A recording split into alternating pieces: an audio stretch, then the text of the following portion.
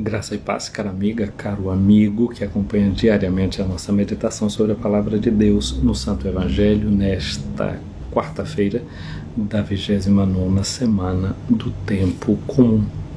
Nós estamos vivendo esse período em que o ano vai chegando ao fim, e na medida em que o ano chega ao fim, a gente vai vivendo essa experiência, né, de olhar para trás, de ver como é que as coisas caminharam, se foram bem ou se não foram, como é que estão as coisas.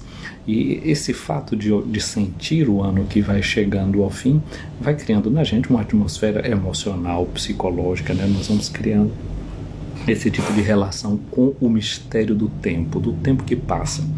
E quando a gente vai vivendo essa atmosfera, a igreja também vai nos ajudando a tomar novas perspectivas de olhar também para a vida, para o mistério da nossa existência. O que é que acontece? Nós, seres humanos, respeitando aquela que é a nossa natureza biológica, o que acontece? A gente nasce, cresce, reproduz, morre. Portanto, olhar para esse mistério do tempo e do tempo que passa é se confrontar também com essa certeza que somos seres limitados, que um dia a gente esgota a passagem da gente aqui sobre a Terra. E então, com esses sentimentos, a gente olha para as palavras de Jesus, para as palavras da própria liturgia. Eu estava pensando também numa experiência pessoal, não é, que eu e a minha diocese está vivendo. Sou da diocese de Amargosa, na Bahia, e nessa diocese nós estamos vivendo uma experiência que é aquela de que na última sexta-feira o administrador apostólico da diocese, ele era administrador porque era bispo diocesano e foi eleito para uma outra diocese, e enquanto ele não muda-se para a nova diocese, é chamado de administrador apostólico, Dom Valdemir Ferreira, e ele foi então para a sua nova sede na diocese de Penedo. E na medida que ele tomou posse ali na diocese de Penedo, cria uma figura do direito canônico que nós chamamos de cadeira vazia, não é? Claro, no direito canônico tem um termo mais chique para falar isso, chama-se de sede vacante, mas sede sedis em latim significa uma cadeira, uma sede, um lugar onde você se assenta, não é? Sedentário é aquele que fica sentado em algum lugar. Então a sede vazia, porque é aquela cadeira que é do bispo, a sede, que é a catedral, né, onde está a igreja, que está a cátedra, outro nome para cadeira também, ela fica agora vazia. Mães sentem uma experiência desse tipo, né, quando os filhos crescem, vão-se embora, dizem que as mães, os pais sofrem a chamada síndrome do ninho vazio. Um lugar que fica vazio, uma experiência que se quebra, alguém que vai embora e que a gente agora vai ter que refazer a vida, se reconstruir a partir de uma ausência. Como a gente tem na música popular brasileira, né? Naquela mesa tá faltando ele, a saudade dele tá doendo em mim. E aí a gente vai vivendo esse tipo de experiência, não é? de saudade, etc. Assim também esse mistério do tempo que vai passando, não é? E dessa futura vinda de Jesus, como é que a gente vive? O evangelho de hoje é de Lucas, no capítulo 12, versículos de 39 a 48. Mas eu falei de uma figura canônica, não é, da lei, que é ser chamado da cadeira vazia, ou sede vacante, para usar o termo mais chique, não é? Essa cadeira que fica vazia. Sede vacante, né? Daí vem da palavra vacante. Tem uma palavra que dá em algumas línguas neolatinas, a palavra como vacanze, em italiano, significa as férias, não é? Le vacaciones, vamos dizer, os que falam língua espanhola, vacances, os que falam língua francesa, vem desse mesmo termo de vago. Vago significa aquilo que fica vazio, não é? Então é um tempo vazio que a gente deveria usar para o bem da gente, para repousar, para se refazer as energias da gente, né? Reorganizar a vida no tempo chamado de férias ou de vacances, como se diz com essa terminologia vinda do latim.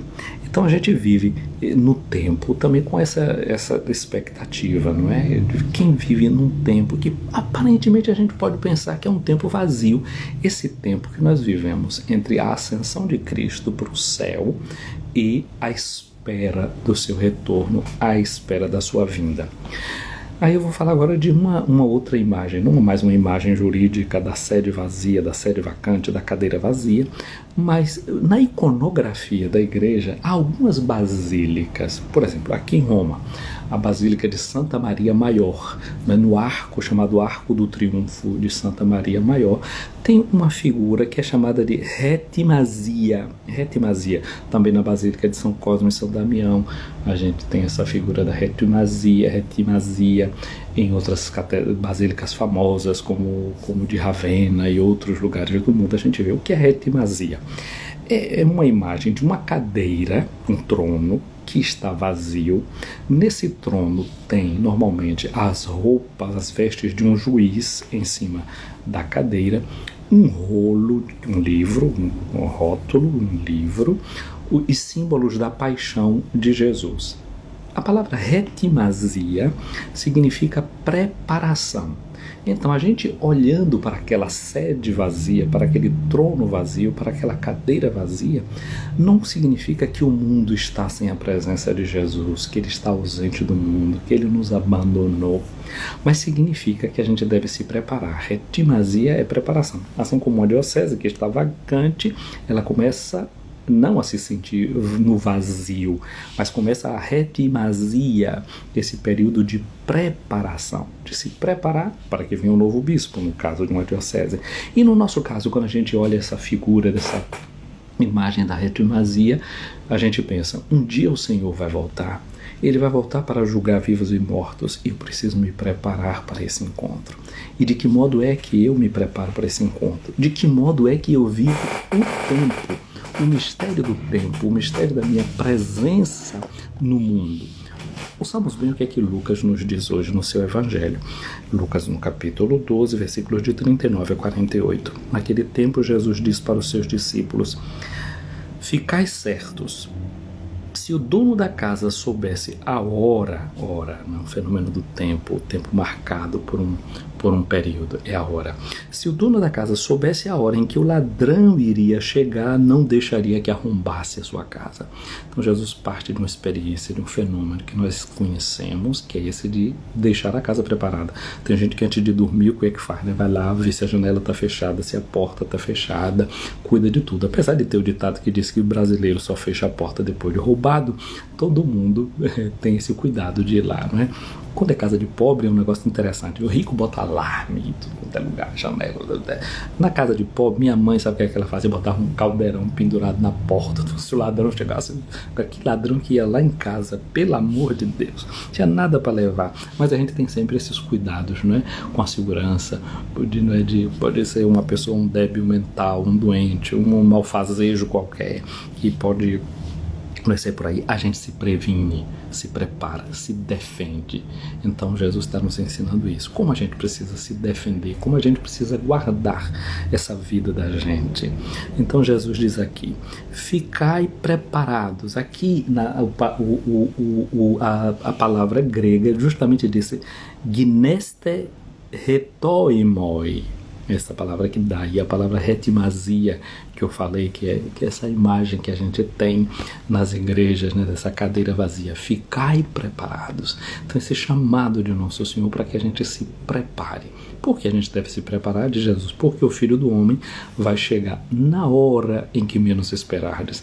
Assim como a gente não sabe a hora que chega o ladrão, a gente também não sabe a hora que chega o Filho do Homem. Só que o Filho do Homem não é um ladrão. Não é alguém que vem para tirar da gente o que é nosso. O Filho do Homem, ao contrário, é aquele que deve vir, como aquele que veio da festa de casamento, é o amigo que vai voltar. Como aquele amigo que chegou e bate na porta do outro de madrugada e o outro está pedindo até um pão para poder dar de comer para ele. É o amigo que está voltando. Essa é aqui a diferença. Mas esse amigo também é um juiz. É como a gente vê aquele trono vazio, né, com as roupas do juiz. É alguém que vem para pedir contas daquilo que colocou nas mãos da gente. O ladrão vem para tomar aquilo que não pertence a ele. O Cristo Senhor vem como aquele que deu dons a cada um de nós e espera que a gente preste contas daquilo que a gente recebeu. Então o Filho do Homem vai chegar em uma hora que menos esperardes. Aí Pedro, quando escutou essas palavras de Jesus, ele perguntou: Senhor, tu contas esta parábola para nós ou para todos? E aí o Senhor respondeu: quem é o administrador fiel e prudente que o Senhor vai colocar à frente do pessoal da sua casa para dar a comida a todos na hora certa? Olha, interessante essa resposta. Quem é o administrador fiel e prudente? Administrador, em língua grega, se diz oikonomos. Oikonomos, a gente vê dentro duas palavras. Oikos, que significa casa, nomos, que significa a lei. É aquele que cuida da casa de acordo com uma regra, de acordo com uma norma. Daí vem a palavra economia, oikonomia.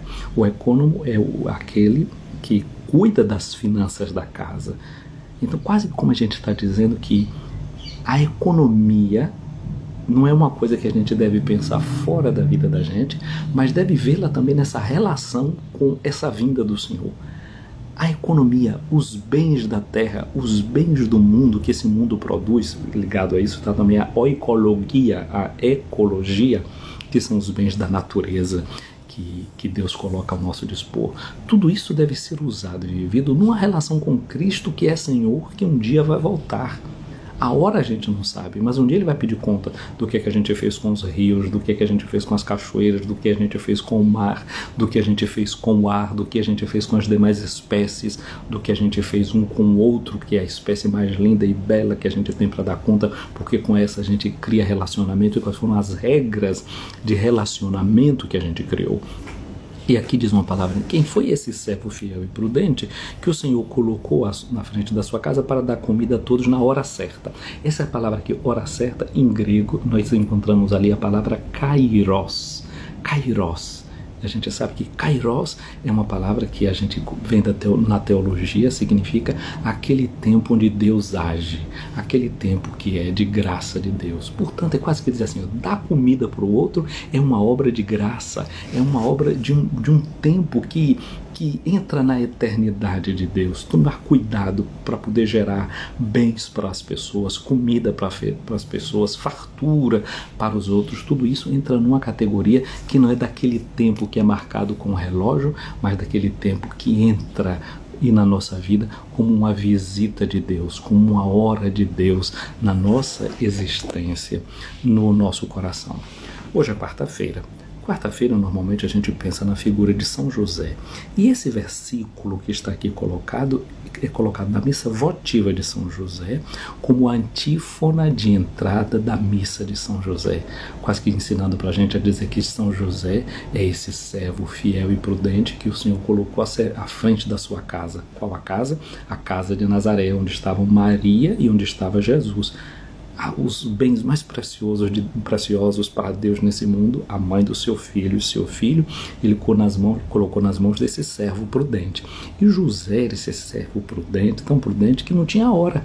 Assim como ele deu aqui no Evangelho, diz: qual é a hora que vai chegar o Senhor? Não se sabe. Na vida de José, o anjo veio quando ele estava dormindo. Ele podia dizer: mas agora eu estou cansado, eu trabalhei o dia inteiro na carpintaria, vem aqui esse anjo aqui para me dizer isso. Mas ele acorda e assume aquilo que era a vontade do anjo. Quando foi para fugir para o Egito, a mesma coisa. O menino estava ameaçado.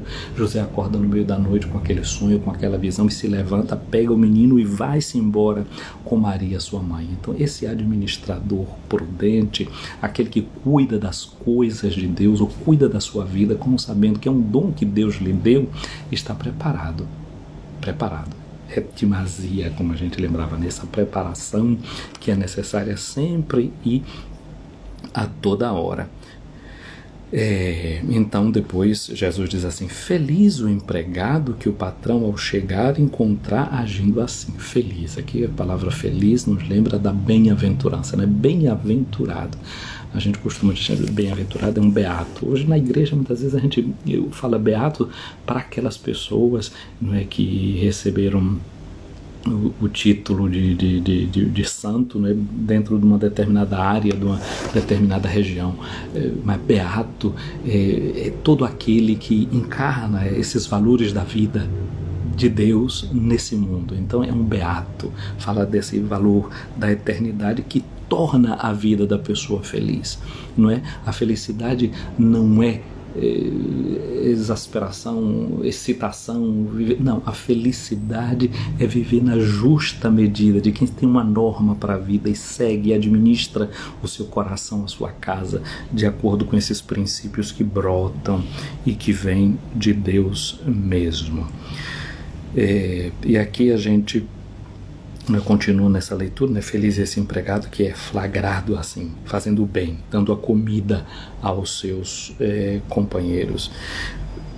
Feliz é empregado que o patrão chegar, encontrar agindo assim, em verdade eu vos digo, o Senhor lhe confiará a administração de todos os seus bens. Já não será mais uma parte, não é que ele tem para administrar, mas todos os seus bens. Agora aqui, porém, se aquele empregado pensar, meu patrão está demorando. Esse verbo demorar em grego se diz chronizontai, kronos. Então Lucas diz, se esse empregado pensar no seu coração, em grego está assim, encardiautus, se ele lá dentro do coração dele, ele ficar pensando, meu patrão está demorando, né? Ele começa a pensar no tempo separado daquele kairos, ele separa o tempo da graça que deveria ser de servir e dar comida para os irmãos, ele contrapõe com essa ausência, com essa não presença do Senhor e separa o tempo cronológico desse tempo kairológico, vive uma espécie de dicotomia entre fé e vida, entre a alma e a ação, entre o coração e aquilo que a gente tem que fazer. Se ele faz isso dentro dele, e aí qual é o resultado disso? De criar essa dicotomia, essa separação entre o cronos, o tempo do relógio, e o kairos, o tempo de Deus, a hora de graça na vida da gente. Aí o que é que ele vai fazer? Ele vai começar a espancar os criados e as criadas. Interessante porque a palavra criado e criada, já falei disso, né? Paidiskos, é a mesma palavra que vai dar criança, não é? A violência contra o pequeno, a violência contra aquele que trabalha, não é? Se torna uma pessoa violenta, essa que cria essa dicotomia e não acha que deve usar a economia, os bens do mundo e da terra a favor dos outros para produzir bens para os outros. Aí começa a espancar os criados e ele começa então a viver em torno dele, a girar em torno dele, comer e beber. Não quer dar comida para os outros, mas ele quer comer e beber e o pior de tudo, ainda embriagar-se, perder a sua própria consciência. Já não vive mais na sua plena consciência. Olha o que é que acontece com esse tipo de gente que vive nessa dicotomia. O senhor daquele empregado chegará num dia inesperado e numa hora imprevista, ele o partirá ao meio e o fará participar do destino dos infiéis.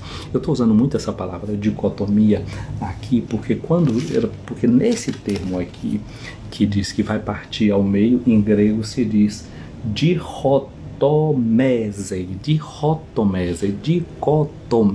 e o Senhor vai parti-lo no meio, porque ele já estava dividido dentro dele mesmo, estava dividido dentro dele, ele vai colocar agora a sua parte, o meros dele no meio dos infiéis. Você se lembra essa palavra, a parte dele no meio dos infiéis? Lembra que quando Jesus foi para a casa de Marta e Maria, Jesus disse que Maria tinha escolhido a melhor parte e essa não lhe será tirada. Participar do destino dos infiéis, isso aqui em grego se diz meridos, meros, é a parte. E lá no texto de Maria falava de meridos, que é sempre a mesma coisa, é ter a sua cota no meio dos infiéis. Quem é o infiel? É aquele que não merece a confiança, porque o Evangelho começa a dizer quem é o servo fiel e prudente. Pistos, que é a palavra para dizer fiel em grego, pode ser traduzido de duas formas. Pode dizer que a pessoa é fiel e pode dizer que a pessoa ela é confiável. Então esse servo ao mesmo tempo ele é fiel e ele é confiável, e por isso o Senhor confia nele, confia a ele os seus bens. Mas aqui está dizendo que agora, se ele criou essa dicotomia dentro dele, se ele separou o coração dele da vida dele, se ele não colocou o coração dele na administração que ele tinha que fazer para se preocupar com seus colegas, mas não, ao contrário, saiu batendo, só quis saber dele, comida, farinha pouca, meu pirão primeiro. O que é que acontece? Ele vai para o lado dos infiéis, apistoi, é a palavra grega, ele vai receber a sorte desses que não merecem confiança. Por quê? Porque não confiaram. Não confiaram que o Senhor, estando ausente, ele retornaria. Não confiaram que eles deveriam, esse tempo que era do vazio, que era esse tempo vago, era um tempo que é dado a cada um de nós para que a gente se prepare para esse encontro com o Senhor. Aquele empregado que, conhecendo a vontade do Senhor, nada preparou, nem agiu conforme a sua vontade, será chicoteado muitas vezes. Porém, o empregado que não conhecia essa vontade, fez coisas que merecem castigo, será chicoteado poucas vezes. A quem muito foi dado, muito será pedido. A quem muito foi confiado, muito mais será exigido. Minha amiga, meu amigo, a cada um de nós, Deus confia. Deus confia uma parte de mundo, não é, para ser administrado, para se fazer alguma coisa. Santa Teresa de Calcutá, Madre Teresa de Calcutá, ela dizia que o que ela faz no mundo pelas pessoas era uma gotinha de água no oceano, era uma gota d'água no oceano. Mas ela diz, mas se não tivesse essa gotinha de água, o oceano seria mais pobre. Para pensar nisso, né? O oceano é feito de partículas pequenininhas de água, mas esse acúmulo de partículas faz o oceano. Assim, aquilo que você faz de bem para o outro, administrar bem a sua vida, alguma coisa que você pode fazer, parece uma coisa muito pequena, mas não é não. Isso somado, o bem que você faz, ao bem que eu faço, ao bem que o outro faz, depois isso torna um oceano de bem e de bondade. E assim a gente prepara-se para essa vinda do Senhor em sua glória, quando Ele virá então para dar a recompensa pelo bem que a gente tiver feito. No dia de hoje eu quero desejar isso para você, um dia que a gente possa viver a existência da gente como, quem sabe, não quem está vivendo no vazio, mas quem está vivendo uma experiência de preparar-se bem para um encontro. E que esse momento de oração agora, de escuta da palavra de Deus, tenha preparado você também para o dia que você vai começar a enfrentar. O Senhor esteja sobre ti para te proteger, atrás de ti para te defender, à tua frente para te guiar, ao teu lado para te acompanhar, atrás de ti para te defender, dentro de ti para te abençoar. Que a bênção de Deus Todo-Poderoso, Pai, Filho e Espírito Santo, desça sobre ti, minha amiga, meu amigo, e permaneça para sempre. Eu mando um abraço aqui para Disque Paz e acompanhando essa nossa transmissão, a Leinha Novaes, da Léa, um abraço para ti, para Rose Santos, para Nide Gomes, para Maria Helena Sampaio, Mari Caldas, para Antônia Fonseca, Mima Costa e a sua mãe Elvira. Antônia Fonseca, Deus te abençoe. Para Mônica, Deus te abençoe, Mônica. Para Vani Brito, um abraço também. Jesse Brito, Genilza Lisboa, ficou desconectada, né? Mas graças a Deus você voltou de novo. Aquela hora também eu fiquei sem a conexão e recomecei, viu, Genilza? Então você vai poder agora ver tudo desde o início. Patrícia Schindler, um abraço para você, muita luz, muita paz. Quem mais eu vejo aqui? Eu penso que saudei a todos que aqui se encontraram. Um abraço para você que vai ver essa live aqui. Salva, fiquem com Deus e curtam a live e encaminhem para quem você estiver encaminhar. Vamos salvá-la aqui no nosso Instagram e nas outras mídias sociais. Fiquem com Deus. Dia abençoado.